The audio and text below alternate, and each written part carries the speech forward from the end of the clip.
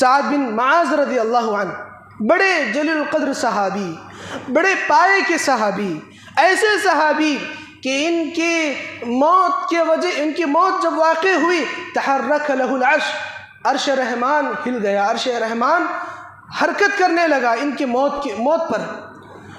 وشہد لہ 70,000 من الملائکہ، 70,000 فرشتے ان کی جنازے کی نماز میں شریک ہوئے تھے۔ کتنے فرشتے؟ 70,000 فرشتے ان کی جنازے کی نماز میں شریک ہوئے تھے۔ اللہ کے رسول صلی اللہ علیہ وسلم جب ان کی تدفین سے فارغ ہوتے ہیں، سعد بن معاذ رضی اللہ عنہ کی تدفین سے فارغ ہوتے ہیں، کہتے ہیں اللہ اکبر اللہ اکبر اللہ اکبر، اللہ کے رسول تکبیر بولتے ہیں۔ صحابہ کرام پوچھتے ہیں کہ خلاف معمول آپ نے تکبیر کیوں کہی؟ سوال سمجھ میں نہیں آتا صحابہ کرام۔ تھوڑی دیر کے بعد اللہ کے رسول کہتے ہیں سبحان اللہ سبحان اللہ سبحان اللہ، تعجب سے اللہ کے اللہ کی ذات پاک ہے، اللہ کی ذات بڑی ہے، اللہ کی شان پاک ہے، سبحان اللہ کہتے ہیں۔ صحابہ کرام پوچھتے ہیں اللہ کے رسول آپ نے تکبیر کیوں کہی اور اللہ کے رسول آپ نے سبحان اللہ کیوں کہا؟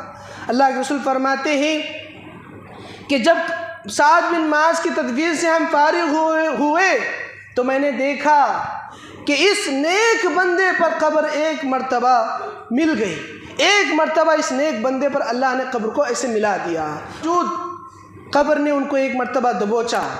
امام ابن حجر رحمہ اللہ فرماتے ہیں کہ صحابی رسول صلی اللہ علیہ وسلم کے ساتھ یہ جو ہوا تھا یہ کوئی عذاب نہیں تھا، یہ قبر کا عذاب نہیں تھا، یہ اللہ کا قانون ہے، یہ اللہ کا قانون ہے کہ زمین پر جو روئے زمین پر جتنے بھی لوگ زندگی گزاریں گے، چاہے وہ نیک ہوں کہ بد، برے ہوں کہ اچھے، قبر میں داخل کرنے کے بعد قبر انہیں ایک مرتبہ ضرور دبوچے گی، ایک مرتبہ اسے ضرور دبوچے گی۔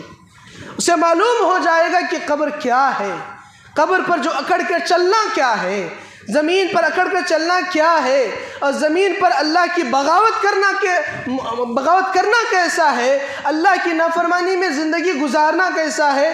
انسان کو اس کی قدر اور اس کی منزل بتانے کے لیے اللہ کا قانون ہے کہ ایک مرتبہ قبر سے ضرور دبائے گی، ایک مرتبہ قبر سے ضرور دبائے گی، چاہے نیک ہو کہ بد۔ ابن حجر آگے فرماتے ہیں اللہ کے رسول صلی اللہ علیہ وسلم کو گمان تھا، اللہ کے رسول کا خیال تھا کہ یہ نیک بندہ ممکن ہے اس ایک بار دبوچے جانے سے بچ سکتا ہے، اگر کوئی بچ سکتا ہے تو سعد بن معاذ اس دبائے جانے سے بچ سکتے ہیں۔ اللہ کے رسول کو گمان تھا، لیکن گمان کے برخلاف جب ان کو بھی دبوچا گیا تو اللہ کے رسول تعجب سے اللہ اکبر سبحان اللہ کہنے لگے۔ میرے بھائیوں، قبر کی یہ مرحلے، قبر کا جب انسان کو داخل کیے جانے کا جو منظر ہوتا ہے وہ بڑا ہی دردناک ہوتا ہے۔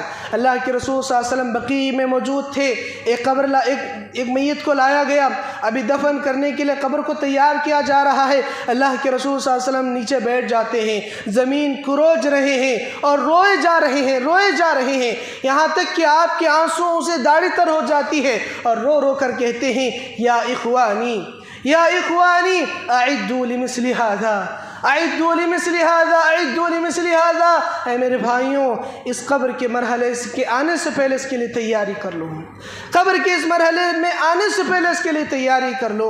میرے بھائیوں، قبر کا عذاب، قبر کی تنہائی اور قبر کی ہولناکیاں بڑی دردناک ہوتی ہیں۔ اس قبر کے عذاب کے کئی اسباب بھی ہیں، حدیثوں میں کئی اسباب بھی بتائے گئے ہیں۔ بالعموم ہر برائی، ہر کفر، ہر شرک انسان کو قبر کے عذاب کا مستحق بناتا ہے۔ چغل خوری قبر کے عذاب کی مستحق بناتی ہے، یہاں کی بات وہاں لگانا، اس کی بات اس کو لگانا، چغل خوری کرنا، ایک دوسرے کی غیبتیں کرنا، ایک دوسرے کی باتوں کو یہاں وہاں لگانا، باتوں کا ہیر پھیر کرنا قبر کے عذاب کا سبب ہے۔ اسی طرح پاکی صفائی کا خیال نہ رکھنا، پیشاب کرنے کے بعد پیشاب کی چھٹوں سے نہ بچنا، یہ بھی قبر کے عذاب کا سبب ہے۔ سود خوری یہ بھی قبر کے عذاب کا سبب ہے۔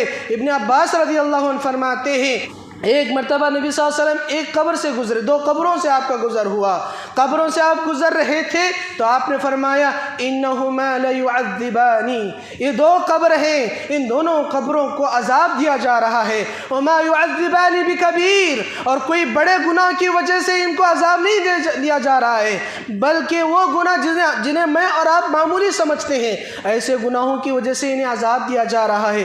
کیا گناہ ہے؟ اللہ کے رسول فرماتے ہیں اما احدہما فکان لا یستنزہ من بول، ان میں سے ایک وہ ہے جو طہارت کا صحیح سے خیال نہیں رکھتا تھا، پیشاب کے چھینٹوں سے اپنے آپ کو بچاتا نہیں تھا، پیشاب کے چھینٹوں سے پاکی حاصل نہیں کرتا تھا، ایک شخص کو اس وجہ سے عذاب دیا جا رہا ہے۔ وکان الآخر، اور رہا دوسرا شخص، فکان یمشی بالنمیمہ، بہت زیادہ چغل خوری کرتا تھا، چغل خوری اس کی عادت تھی، اس وجہ سے اللہ اسے عذاب قبر میں مبتلا کریں گے۔